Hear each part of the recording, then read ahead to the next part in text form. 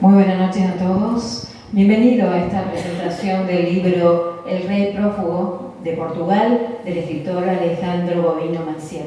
Agradecemos la presencia de su secretaria de Gobierno, Gisela Maidana, secretario de Desarrollo Humano y Participación, Lali Giorgio, director de Cultura, José Carlos Trinidad, que está enfrente de esta hermosa organización. También nos acompaña de la dirección nos acompaña en dirección también Fernando Tavares y la concejal Alejandra Rojas. Invitamos a hacer palabra a la secretaria de Gobierno, Gisela Maidana, por favor, y al director de Cultura.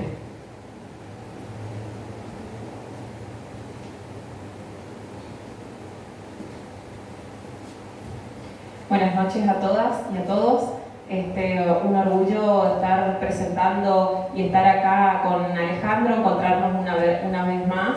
La verdad que estos espacios son muy importantes tanto para la literatura como para la cultura de Paso de los Libres, y esto engrandece, ¿no es cierto?, obviamente todo lo cultural que hagamos. Y primero quiero agradecer a la sala por el espacio, al director de Cultura por la organización, y a Alejandro, por supuesto, que queremos escucharlo y le agradecemos por estar presente hoy aquí. Gracias, Gisela. Gracias, Alejandro Bovino Maciel, también por acercarse hasta Paso de los Libres, y mañana también va a estar visitando la ciudad de Uruguayana en el consulado para presentar esta obra también. Hoy estamos celebrando un día muy importante, sobre todo agradecer también a una de las escritoras acá libreña que nos está acompañando, y nos parece muy importante el hecho del acompañamiento, ¿no? El hecho de la resistencia también con estas propuestas. Sabemos que siempre es un riesgo, sabemos que siempre cuesta llegar a la comunidad con estas propuestas, pero esa es la idea, justamente poder ir incrementando y potenciando la actividad literaria de nuestra comunidad, de la provincia y, por qué no, de todo el país, siempre que nos puedan visitar. Hoy es el Día Internacional del Libro por tres grandes autores, Miguel de Cervantes, López de Vega y William Shakespeare, ¿no? Quienes son de narrativa, poética y dramaturgia, que se relaciona mucho también con todo el trabajo que viene haciendo Alejandro Bovino, un compañero que hoy nos está visitando y presentando su obra. Así que, sin más que decir, agradezco la presencia de todos ustedes, que es muy valioso para que estas actividades sigan en creciente, y a través de esta gestión que tenemos planificado ya y esquematizado todo el año, diversas actividades. Hoy estamos acá en este espacio, pero la idea es visitar todos los espacios con diferentes propuestas y trabajar a través de todos los perfiles artísticos y culturales. Así que muchas gracias por la presencia. Sin más, también quiero agradecer al grupo Camaleón, que nos va a estar deleitando con música después que termina Alejandro Bovino, así que los invito a que permanezcan hasta el final. Sin más, le dejo la palabra a la conductora.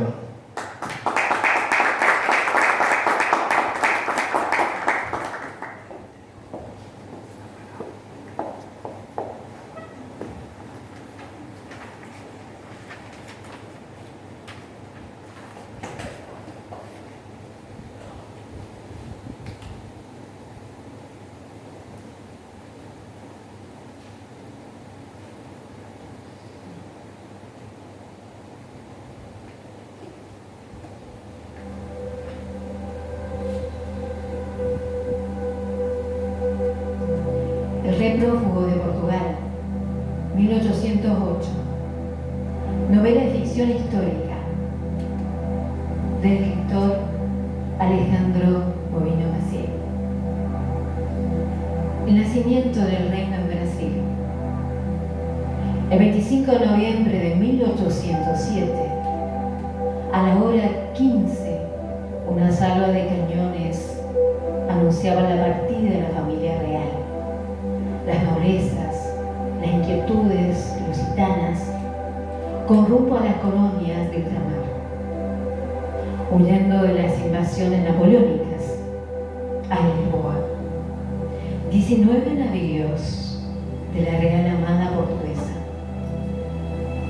más de 30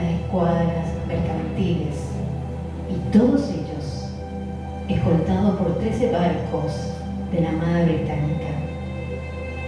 Se encargaron de trasladar el gobierno a Portugal a través del Océano Atlántico para recalar en Bahía de Todos los Santos. El 23 de enero de 1808, unas 15.000 personas y 20.000 volúmenes de la Biblioteca Real, de la Real Archivo, los directivos de las instituciones militares, civiles, los académicos de ciencias nobles y personas ilustradas dejaron en Portugal un vacío de poder que en general Andoche Juntor, encargado de la invasión, no pudo llenar. Napoleón solo encontró las cáscaras del poder. En esa travesía no solo viajaba la ilustración portuguesa, todo en el siglo XVII, con sus ideas políticas, religiosas, sociales y económicas. Se transportaba a Sudamérica fundando la primera metrópolis, capital de un reino que nacía en Brasil. Las aventuras de este viejo viaje fabuloso estaban retrasadas en el espejo infiel del tiempo. Una sirena que pescan a los navegantes, la autopsia de un adolescente que en medio de una bodega de las naves de ciencias, un terrible temporal en la que naufragaron las damas de la corte con las faldas abiertas en las aguas como si fueran flores, una epidemia genital que sofoca a una monja por medio de látigos y penitencias, una Sibia que protegía en el fondo de una bodega en compañía de un pitón. 12 mesas se adivinaban el pasado. En medio de la travesía, el rey le propone expulsar el rey archivo, quemado y arrojado al mar, la ceniza de los documentos que considera inservibles para la historia. Entonces, ¿qué es la historia? El lector quedará con otra historia. Este escritor, nacido en Corrientes, Argentina, en 1956, médico psiquiatra egresado de la UBA, uno de los grandes libros, la colección en su trayectoria, libros publicados, La Salvación después de Noé, editado en Buenos Aires en el 89.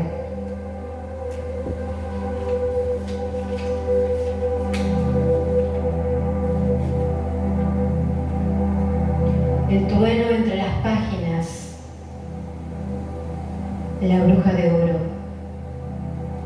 Diarios, un rey exiliado, El Señor es contigo, 20 poemas de humor y una canción desesperada en autoría con Pepa Kostianowski en 2005. Culpa de los muertos. Con ustedes, este escritor que presenta esta obra tan maravillosa. Con ustedes, Alejandro Bovino.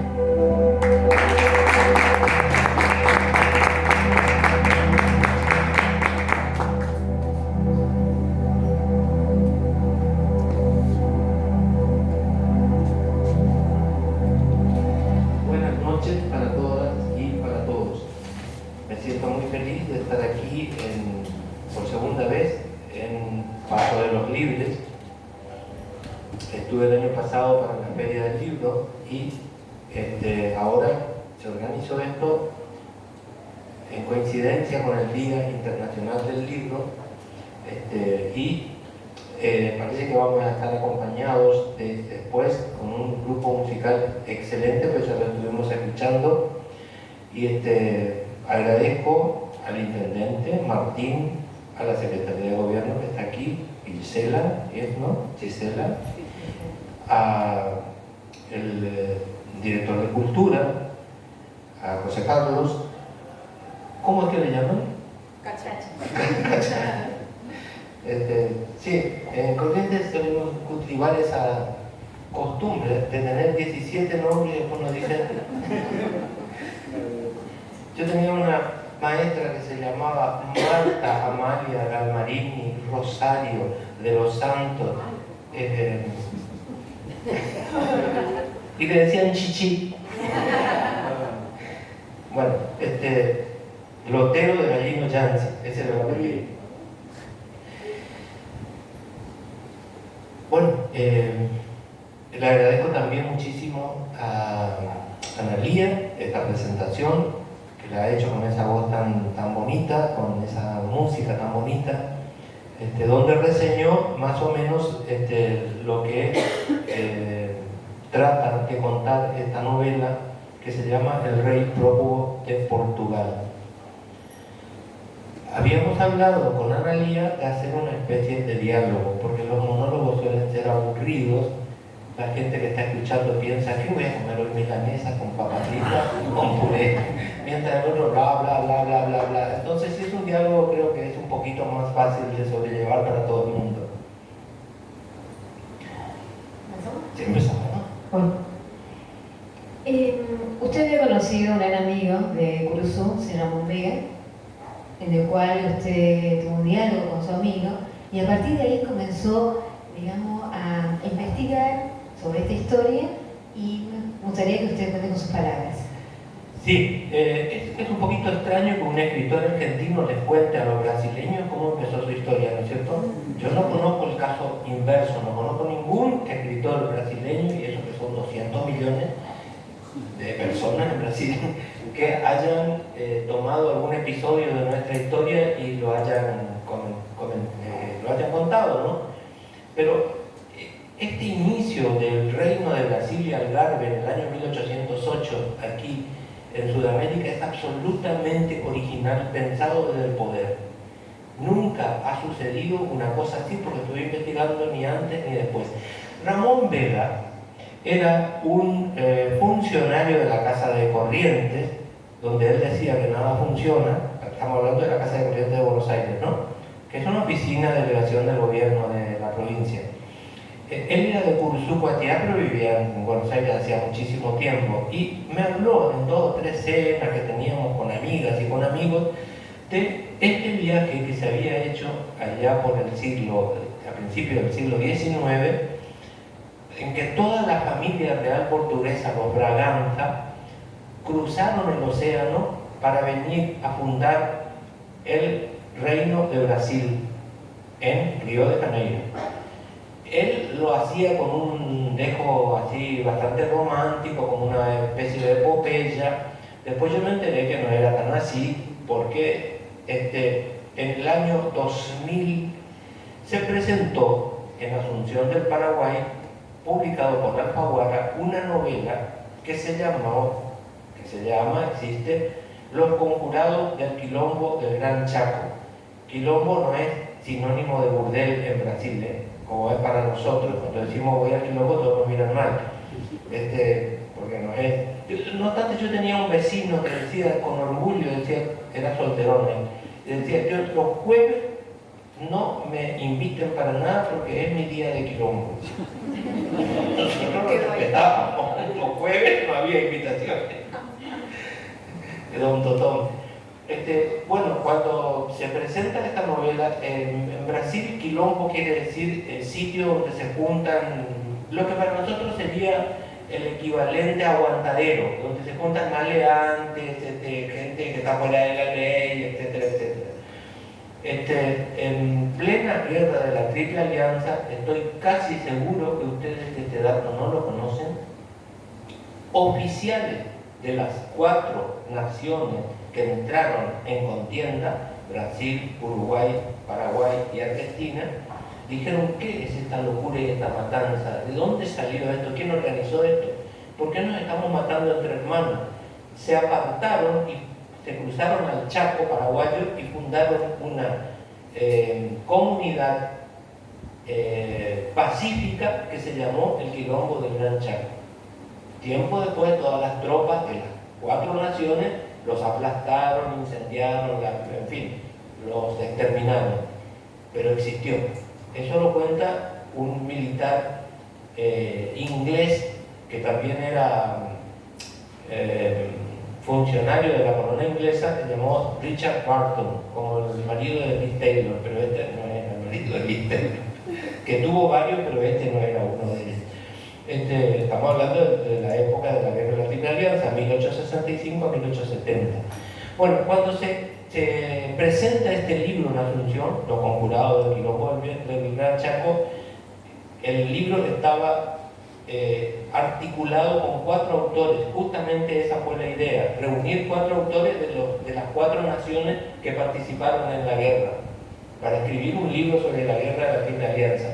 Por Argentina estuve yo, por Paraguay estuvo el gran Augusto Roa Bastos, por Brasil estuvo Eric Nepomuceno, que escribe todavía, está en última hora, en muchos diarios, en Página 12, suele hacer crónicas de Brasil, y por Uruguay estuvo Omar Prego Gadea. Eric Nepomuceno, cuando vino, me recuerda otra vez esta historia de cómo fue la fundación de Brasil. Y allí sí yo dije, no puede ser que siga esta historia dando vueltas en la cabeza, tengo que ocuparme de eso y escribir algo sobre ese viaje. Esta novela es el resultado de ese viaje entre Ramón Vela, en primer lugar, allá en la Casa de Corrientes, y Eric Nepomuceno, ya cuando yo estuve, viviendo en Asunción, porque él vino de Brasil para presentarlo. El libro se presentó en el Centro Cultural Salazar, que es de la Embajada de España en la ciudad de Asunción. Allí se presentó el libro de los conjurados del Quilombo del Gran Chaco del año 2000. Ahí vino Eric Nepomuceno y me volvió a relatar esta historia. Así fue como en mi cabeza empezó a dar vuelta esta idea. La novela ya salió publicada en portugués, editorial Landmark de São Paulo, en el año 2005-2006. Mi memoria es un poco más infiel que yo, así que no, hay que chequear esos datos, ¿no? En ese viaje en el cual usted cuenta esta novela, todo lo que sucedió, millones de cosas en ese viaje, ¿no es cierto? Y sobre todo, diría más o menos esos 3 meses, ¿no es cierto?, que fueron saliendo, salió de noviembre a Portugal y después de enero, ¿no es cierto?, a Bahía. Arriba a Brasil, sí. Pues debo decir que yo no tenía ningún registro de qué fue lo que pasó en ese viaje. Hay una bitácora, ¿no es cierto?, que el capitán dice, estábamos a tanto de latitud y tal cosa, se le hizo una tormenta, tanto. Muy aburrido, nadie va a querer enterarse de eso. Entonces inventé todo lo que pasó en el viaje, pero inventé en base al momento que se estaba viviendo.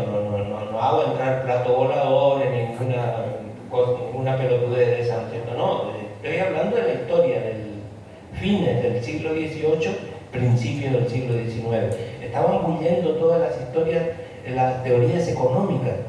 Adam Smith, David Ricardo, que presenta la idea en economía de los recursos. Él decía que, David Ricardo, que todos los países no pueden producir todas las cosas. Yo estoy seguro que en la Argentina hay oro. Supongamos que nosotros se nos diera una epidemia por tener oro, porque el oro es el valor universal, etcétera, etcétera, etcétera, etcétera, todo lo que ustedes ya saben del valor agregado que tiene el oro. Sería más caro extraerlo, porque está muy profundo. La doctrina se llama de las ventajas comparativas, que no me acordaba. Sería más caro extraerlo que comprárselo a Brasil, que lo tiene a flor de hay laderas de la montaña donde lo sacan mucho más fácilmente. Sale mucho más barato extraer el oro en Brasil que extraer nuestro propio oro en Argentina. Nos saldría 20 veces más caro. Y como el oro es un commodity internacional, no nos conviene. No podemos ser tan boludos, no voy a pagar mucho más de lo que vale, porque si no, nuestro negocio se va a la quiebra. Lo mismo pasa con el petróleo, con todos los bienes de consumo. hay veces que es más caro producirlo en el país que comprar al país de al lado, porque en ese momento la doctrina económica que funcionaba era la del proteccionismo, de Turgot, que decía que todo debe producir el país para tratar de importar lo menos que se pueda y exportar todo lo que se pueda. Es decir, todo lo contrario de lo que nos propuso el gobierno anterior, no sé si se acordarán. Producir muy poco acá y comprar todo afuera. Pero cualquiera, hasta una directora de un lupanar se da cuenta que si yo compro todo y no produzco nada, me viene la miércoles, ¿no es cierto? Es demasiado simple. Aparte, estoy arruinando las fuentes de trabajo del país, porque si yo hago cerrar fábricas, la gente se queda sin trabajo. En fin, todo eso, todas esas ideas se están dando vueltas alrededor de la corte de Brasil, y el rey vive conversando y discutiendo con su secretario de Hacienda qué política económica iban a instalar en el Brasil, porque era otra realidad que la de Portugal. Bien. Uy, perdón, se me puede... Bueno, tenemos dos posturas acá, el plan sabio, por un lado, y la clave para la historia de Brasil. Hablamos del plan sabio, nos vamos directamente a la familia real portuguesa, al ver la amenaza impuesta por el viejo plan que se llamaba plan sabio. Sí, el plan sabio lo hundió Inglaterra. Imaginémonos nosotros el momento en el que estamos. Terminó la Revolución Francesa, tuve Napoleón Bonaparte, empieza el Imperio de Francia a expandirse. ¿Cuál fue siempre el enemigo del Imperio francés? Inglaterra, como lo fue de los nazis, Inglaterra. ¿No es cierto? Cuando se empieza a expandir el nazismo, el enemigo siempre es Inglaterra.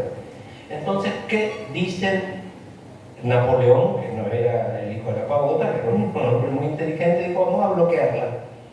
Vamos a tomar todos los países que están alrededor. De hecho, ya habían caído bajo Francia todo lo que es hoy Flandes, Países Bajos, Holanda, todos ya estaban bajo el dominio del Imperio francés. Faltaba España y Portugal. Como ustedes se acordarán, a España invaden, por eso es que sacan a los reyes legítimos de España y nos dan a nosotros el pretexto en 1810 para decir: ya no hay reyes, no tenemos por qué obedecer a estos reyes que postizos que pusieron los franceses, nosotros ya el silogismo es Chuquisaca.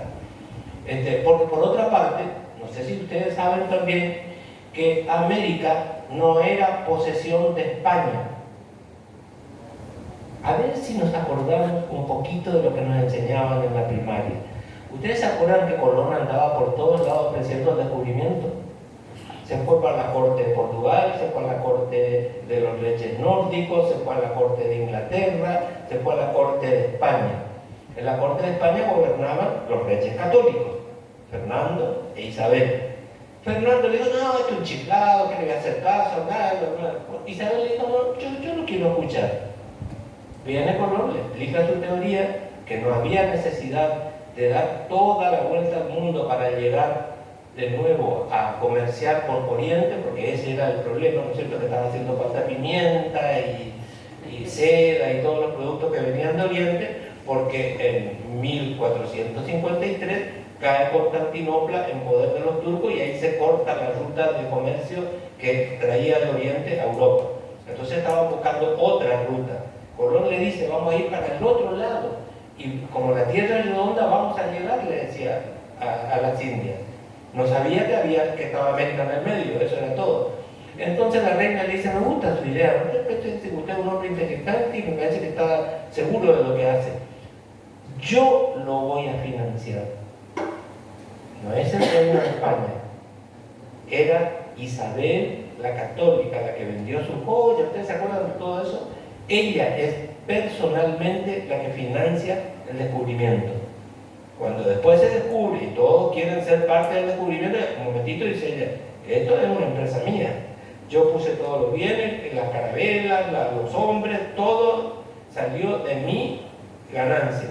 Así que desde hoy en adelante todos los territorios descubiertos van a ser posesión de los legítimos reyes de España, no del Estado español.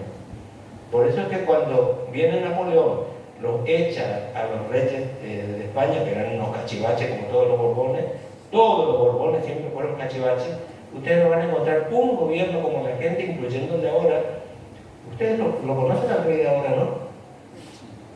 La mujer lo mira así fuerte y se calla. Felipe, ¿no? Sí. Los Borbones siempre fueron incapaces, discapacitados para el mando. Pasó lo mismo en ese momento. Napoleón los echa a los dos, al padre y al hijo, que se estaban peleando como comadres. El hijo era el famoso Fernando VII, que nosotros soñábamos que tuvieran el poder. Entonces, al echarlo y pone a su hermano, que se llamaba Pepe Botella, porque era muy borracho, se llamaba José Bonaparte, pero le decían Pepe Botella, pone en el gobierno de España. Entonces, nosotros las colonias decimos, no, eso no tiene nada que ver, nosotros no son nuestros reyes legítimos, no tenemos nada que ver, organicémonos nosotros y empecemos a gobernarnos nosotros. Así viene la libertad de todos los países que pertenecían a la colonia española. ¿Creo que contesté? Perfecto. Volviendo en ese tiempo, en ese momento, gobernaba la reina María I, madre del rey prófugo Juan VI, quien fue el rey prófugo en ese viaje, fue que se dijo que era clave fundamental de la historia de Brasil, ¿no? Sobre todas las cosas. Todas esas, al llegar, digamos, la familia real, toda la institución, el ejército, las academias, ciencias, los ministerios que usted nombró, las instituciones, ¿no es cierto? Todo eso viajó, todo vino a Brasil, sí. Donde se crea la primera metrópolis sudamericana. Sí, efectivamente, Brasil era una colonia como éramos nosotros, pero al venir la familia real, al venir todas las instituciones, los ministros, el ejército, las academias, es decir, todas las instituciones, porque la idea del plan sabio de los ingleses, que fueron ellos los que cumplieron esto de que la familia se trasladara desde Portugal a Brasil, era dejar un vacío de poder. Cuando entra Andoche Junot, que fue el general que mandó Napoleón, ¿qué encuentra? No hay gobierno. No se puede tomar un país que no tiene gobierno, porque usted tiene que hacer algo antes con el gobierno legítimo. O lo pone preso, o lo manda afuera, pero algo tiene que hacer. Si no encuentra a nadie, es como si usted entrara a robar una casa y no encuentra ni los muebles, ni los dueños de casa. ¿Qué hace? El ladrón se frustra y se empieza a trabajar en otra cosa. Cambia de oficio. En ese viaje la reina María, que se volvió loca, ¿no es cierto?, en medio de ese viaje, y tuvieron que colocar como gerente a Juan VI, ¿no es cierto?, que era hijo de él, el rey prófugo. Exactamente. En el momento que se toma esta decisión, la reina era María I, que ahora la llaman María la Loca. Así como nosotros tenemos Juana la Loca, ella tiene María la Loca. ¿Por qué se enloqueció? Un grupo de doctores dijo que ya no podía seguir gobernando porque hablaba de fantasmas, de que el papá quería hablar cada rato con el papá había muerto hace como 30 años, y decía, no, si anoche yo conversé con tu papá y me dijo que haga esto. Entonces, todos quedaron desconcertados y dijeron, no puedo gobernar en estas condiciones, una persona que está diciendo que está hablando con un muerto de hace 30 años, y que el que tomó la decisión era el padre de ella, supuestamente. Entonces, nombran como regente a Juan VI vendría a ser, que es el rey que consigue el traslado de toda la corte, de todas las instituciones, y el que llega a Brasil. Padre de quién? De Pedro I. Cuando regresa a Portugal, Juan VI, a quien los brasileros tienen bastante desprecio, dicen que era un tonto, fíjense lo tonto que era. Miren lo que le dice a Pedro I cuando él debe regresar a Portugal, porque ya había terminado el gobierno, ya Napoleón ya no era ninguna amenaza, y le dijeron, mira que acá los liberales están queriendo agarrar el gobierno, así que si no te venís, te quedás sin Portugal. Entonces él dice, bueno, me vuelvo otra vez a Portugal a gobernar Portugal. Y le dice a su hijo Pedro I, cuando vos veas que mi barco ya se pierde allá en el horizonte, agarrar la corona, te la ponés y decir, yo soy el rey ahora, Pedro I, grito de Ipiranga, no murió nadie, tiraron 2 o 3 tiros al aire y así se independizó Brasil. ¿Esto es ser burro? Nosotros tuvimos que pelear entre unitarios y federales todo el siglo XIX, nos desgollábamos, nos fusilábamos, había guerra, había esto, había lo otro, tumulto. Mientras nosotros peleábamos, Brasil se expandía. Nos robó mucho terreno, lo sabemos, ¿no es cierto? Guarda que hay unos brasileños por ahí, pero... Con el cuento de los bandeirantes, la marencocha, nos robaban. Lo más peligroso en este mundo es un brasileño que siendo mamá. Bueno, una vez que se trasladaron a Río de Janeiro, ahí fundaron ahí la capital del Reino de Brasil, ¿no? ¿Qué le gustaría más agregar más a este libro que más allá de tener la imaginación, la creatividad, ¿no es cierto?, que envuelve al lector? Bueno, todas las cosas que suceden en el viaje yo creo que ya son bastante interesantes como para no aburrirse, ¿no? Hay una epidemia de ninfomanía en una de las, porque había tuberculosis, y la tuberculosis suele exaltar el deseo sexual. Entonces las cortesanas se pusieron a jugar. Un grupo, vieron que en ese momento se usaban polleras vestidos muy grandes. Entonces todas se levantaban, desnudas por supuesto, de abajo, levantaban las polleras y se cubrían la cara. Entonces le hacían depilar a los grumetes. Y el que les reconocía por el órgano genital a cada una de ellas se ganaba entonces el rey manda, cuando le vienen a contar que sucede esto, manda una monja, porque en la otra nave venía un convento entero, y en la otra nave era un desquicio por el aire de estar, mujeres desnudas, tipos con las penes en ristre, un desastre. Entonces le digo, tenemos que hacer algo. Bueno, la mando a Sor Asunta. Sor Asunta entonces divide. Desde este momento, en esta nave que se llamaba Odemira, donde sucedió la epidemia, los hombres a la derecha, las mujeres a la izquierda. El que cruce la línea del medio, 30 latigazos. Y le dice entonces el conde camarero al rey, pero mire que a la condesa de Obeiro ya parece una cebra de tanto que la han pegado, sigue cruzando la línea. En fin, no, de aburrirse no creo que la gente se aburra, porque todas las alternativas de lo que sucedió en el viaje inventado por mí, quiere decir que en el fondo de mi cabeza está todo eso del generamiento en realidad, porque no pasó nada de esto en el viaje, o por lo menos yo no lo sé. Pero también entiendo que no me puedo poner a contar teorías económicas y qué sé yo, porque la gente se dormiría, ¿no es cierto? Entonces, hay que... una tormenta que sucedió, las mujeres cayeron al mar, entre ellas la amante del rey, y un marinero que la vio, que vio eso, decía que parecían amapolas que se hundían, porque claro, las polleras se iban abriendo en medio del agua y después las mujeres se hundían, ¿no es cierto?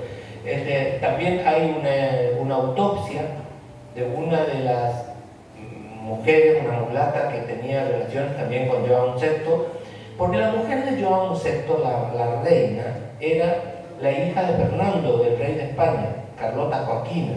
Ustedes se acordarán que en la Revolución de Mayo, Belgrano, que era un santo, Belgrano es uno de los próceres de los que podemos hablar con toda tranquilidad, porque era un santo, era un hombre santo, pero políticamente era ingenuo.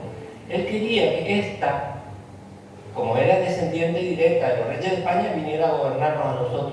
Era una bruja intrigante, le hizo de todos los colores la vida al marido, a Joan VI. Entonces ellos ya vivían una vida aparente nada más. Por ejemplo, Pedro I era mulato y Miguel era rubio.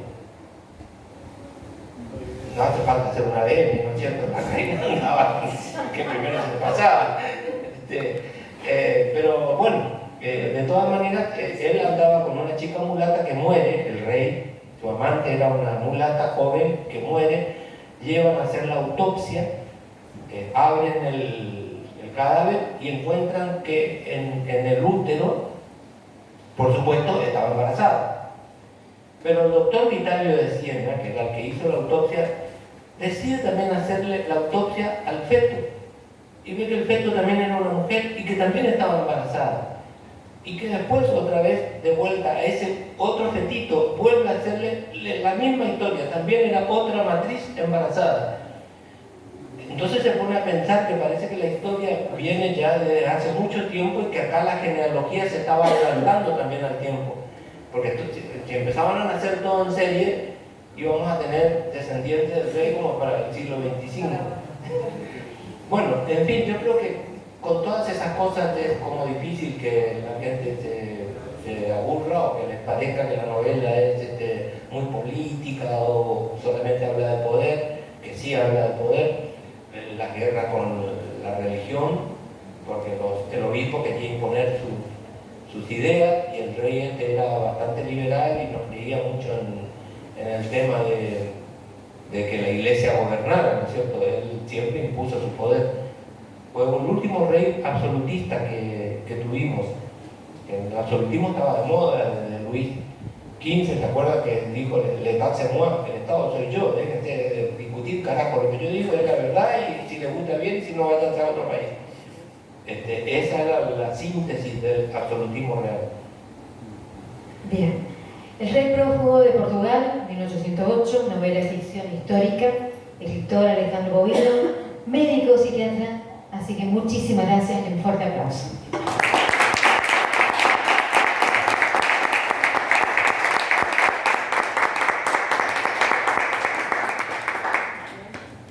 Gracias para ustedes, entonces y ya creo que iba a venir me prometieron la chica de Ipanema. ¿Están los músicos por ahí? Sí, siempre estamos. No me retiro hasta no escuchar. ¿La muchacha de Ipanema era? La chica de Ipanema. Invitamos al director de cultura. Garota de Ipanema, sí. Solo para comunicarle a quien